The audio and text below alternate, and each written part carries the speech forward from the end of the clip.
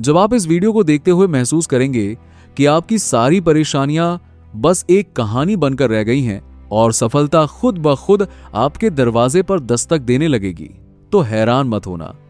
अगर आप अभी किसी शांत कोने में बैठे हैं जहां कोई डिस्टर्बेंस नहीं, तो परफेक्ट, क्योंकि आज मैं आपको एक ऐसी महिला की जिंदगी की रोलर कोस्टर राइड सुनाने वाला हूं जिसने गरीबी की गहराई से निकलकर दुनिया की सबसे अमीर और इंस्पायरिंग पर्सनैलिटी बनकर दिखाया कि यूनिवर्स आपकी मेहनत के आगे झुकता जरूर है।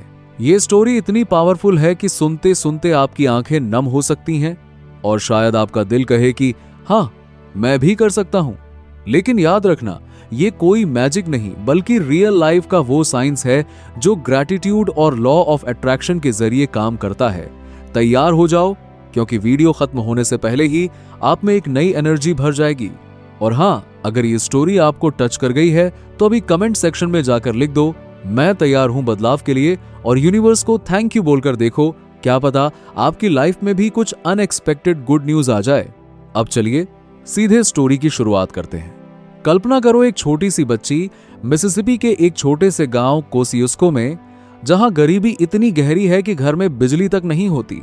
वो बच्ची है ओपरा विनफ्रे, जन्म 29 जनवरी 1954 को। उसकी मां वर्निता ली एक टीनेज मां थी जो खुद अभी अभी 18 की हुई थी, और पिता वर्नन विनफ्रे आर्मी में थे, लेकिन घर में कोई सपोर्ट नहीं। ओपरा का बचपन शुरू हुआ अपनी दादी हैटी माई के साथ एक फार्म पर, जहां वो सुअरों को चराती, मुर्गियों का ध्यान रखती और घर के काम करती। लेकिन ये सब कुछ इतना आसान नहीं था। दादी सख्त थीं, लेकिन उन्होंने ओपरा को पढ़ना लिखना सिखाया और चर्च में स्पीच देना।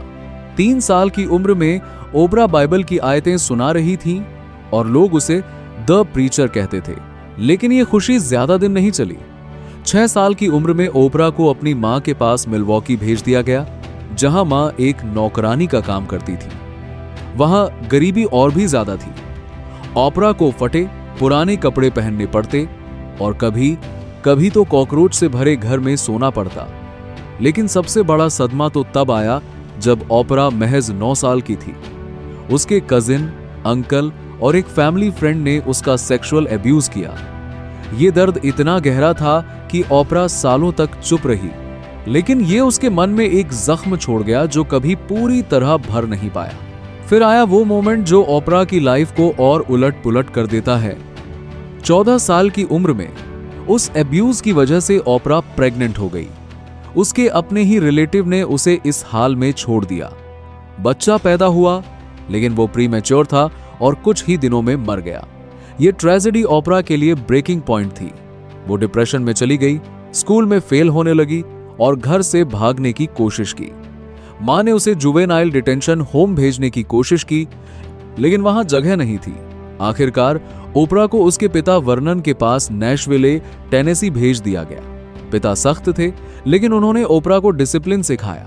उन्होंने कहा, तुम्हें पढ़ाई करनी होगी और अच्छे ग्रेड्स लाने होंगे। ओपरा ने हाई स्कूल में एक्सेल किया, स्पीच कंपटीशन जीते और यहां तक कि मिस ब्लैक टेनेसी का टाइटल भी जीता। लेकिन अंदर से वो अभी भी टूटी हुई थी। गरीबी की वो दलदल उसे हर रात याद आती, जहां से निकलना नामुमकिन लगता था। लेकिन यहीं से शुरू होता है ओपरा का वो सफर जहां वो जाने अनजाने में लॉ ऑफ अट्रैक्शन का इस्तेमाल करने लगती है। ओपरा ने कभी फॉर्मली लॉ ऑफ अट्रैक्शन नहीं सीखा, लेकिन उसकी लाइफ में ग्रैटिट्यूड का रोल इतना बड़ा था कि वो खुद बखुद पॉजिटिव वाइब्स अट्रैक्ट करने लगी। कॉलेज में जाते हुए ओपरा ने टेनेसी स्टेट यूनिवर्सिटी में एडमिशन लिया, जहां वो कम्युनिकेशन पढ़ रही थी। साथ ही वो लोकल रेडियो स्टेशन WVOL में पार्ट टाइम काम करने लगी। 19 साल की उम्र में वो नैशविले की WLSC टीवी में न्यूज एंकर बन गई। अफ्रीकन अमेरिकन महिला के लिए यह पहली बार था, लेकिन शुरुआत आसान नहीं थी। ओपरा को रेसिज्म का सामना करना पड़ा। लोग उसके लुक्स पर कमेंट करते, उसके वजन पर। लेकिन ओपरा ने हर नेगेटिव को पॉजिटिव में बदला। वो कहती थी, मैं थैंकफुल हूं कि मुझे ये अपॉर्चुनिटी मिली। ये ग्रैटिट्यूड था जो उसे आगे बढ़ाता रहा। 1976 में वो बाल्टीमोर चली गई, WJZ टीवी में एंकर बनी, लेकिन वहां उसे फायर कर दिया गया क्योंकि वो टू इमोशनल थी। लेकिन ओपरा ने हार नहीं मानी। वो local talk show people are talking की होस्ट बनी और वहां उसकी नेचुरल एम्पैथी चमकी। लोग उसके साथ कनेक्ट करते क्योंकि वो अपनी स्टोरी शेयर करती थी, अपने दर्द की, अपनी स्ट्रगल्स की। अब आते हैं उस मोमेंट पर जहां ओपरा की लाइफ में रियल ट्रांसफॉर्मेशन शुरू होता है। 1983 में वो शिकागो चली गई WLS टीवी के AM शिकागो शो को होस्ट करने। ये शो लास्ट प्लेस पर था, लेकिन ओपरा ने इसे नंबर 1 बना दिया। वो गेस्ट से रियल टॉक्स करती, इमोशंस को टच करती और ऑडियंस को फील कराती कि वो अकेली नहीं है।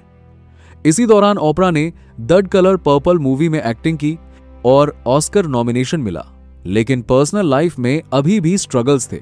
उसका वजन 200 पाउंड से ऊपर था, वो डिप्रेशन से लड़ रही थी और रिलेशनशिप्स में फेलियर। लेकिन यहीं से ओपरा ने ग्रैटिट्यूड को अपनी लाइफ का पार्ट बनाया। वो हर सुबह जर्नल में लिखती, आज मैं किस चीज के लिए थैंकफुल हूं। ये सिंपल प्रैक्टिस थी, लेकिन ये लॉ ऑफ अट्रैक्शन को एक्टिवेट कर रही थी। वो सोचती, मैं अमीर बनूंगी, इंस्पायर करूंगी और यूनिवर्स रिस्पॉन्ड करता। 1986 में उसका शो नेशनल हो गया, द ओपरा विनफ्रे शो।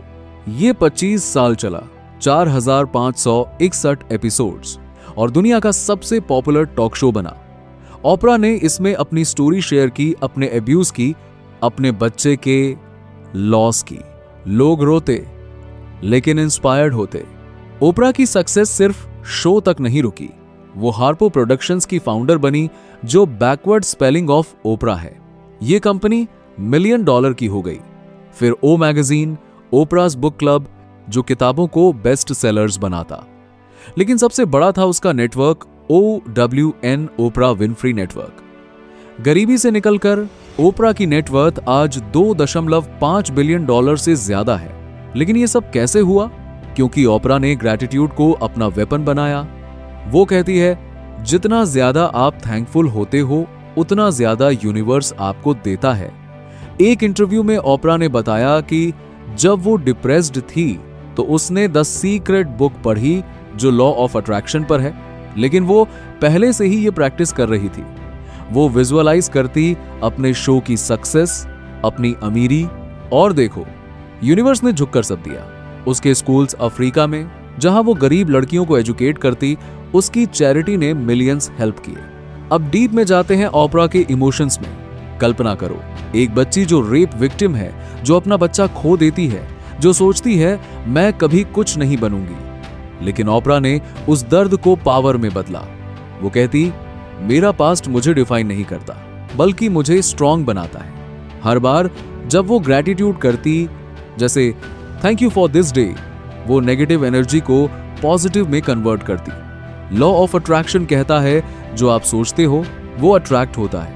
ओपरा ने नेगेटिव थॉट्स को रिप्लेस किया पॉजिटिव अफर्मेशन से, जैसे आई डिजर्व सक्सेस, मैं सफलता की हकदार हूं।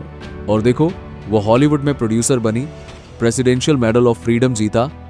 लेकिन गहराई ये है कि ओपरा की जर्नी इमोशनल हीलिंग की है। वो थेरेपी जाती, अपनी स्टोरी शेयर करती और करोड़ों महिलाओं को हेल्प करती कि तुम अकेली नहीं हो। उसके शो में गेस्ट्स आते, अपनी ट्रॉमा शेयर करते और ओपरा उन्हें हक करती, कहती आई सी यू। ये कनेक्शन था जो यूनिवर्स को मूव करता। ओपरा की लाइफ में एक और लेयर है, स्पिरिचुअल ग्रोथ। वो चर्च से शुरू हुई, लेकिन बाद में ब्रॉडर स्पिरिचुअलिटी में गई। वो सुपर सोल संडे शो करती, जहां वो प्रसिद्ध स्पिरिचुअल गुरुओं से बात करती।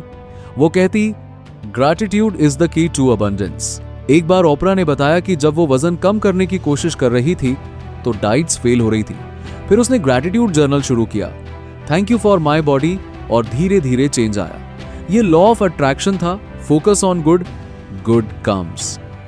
ओपरा ने अपनी अमीरी को भी इसी से अट्रैक्ट किया। वो विजन बोर्ड बनाती, जहां वो अपनी ड्रीम्स की पिक्चर्स लगाती। और देखो, आज वो साउथ अफ्रीका में लड़कियों के लिए लीडरशिप एकेडमी चलाती है, जहां वो कहती है, education is the way out of poverty. उसके स्टूडेंट्स अब डॉक्टर्स, लीडर्स बन रहे। लेकिन सबसे इमोशनल पार्ट है ओपरा का अपने पास्ट से रिकंसिलिएशन। वो अपनी माँ से मिली, फॉरगिव किया, और जब माँ मरी तो ओपरा ने ग्रैटिट्यूड से उसे याद किया। अब और डीपर जाते हैं ओपरा की इंस्पिरेशनल इंपैक्ट पर। करोड़ों युवा आज ओपरा को देखते हैं और सोचते, अगर वो कर सकती है तो मैं क्यों नहीं। उसके शो ने टॉपिक्स कवर किए जैसे domestic violence, LGBTQ rights, mental health. एक एपिसोड में ओपरा ने अपनी वेट लॉस जर्नी शेयर की, जहां वो 67 पाउंड्स कम किए लेकिन फिर गेन कर लिए। लेकिन वो कहती, it's not about the weight, it's about loving yourself. ये मैसेज इतना पावरफुल था कि लोग अपनी लाइफ चेंज करने लगे।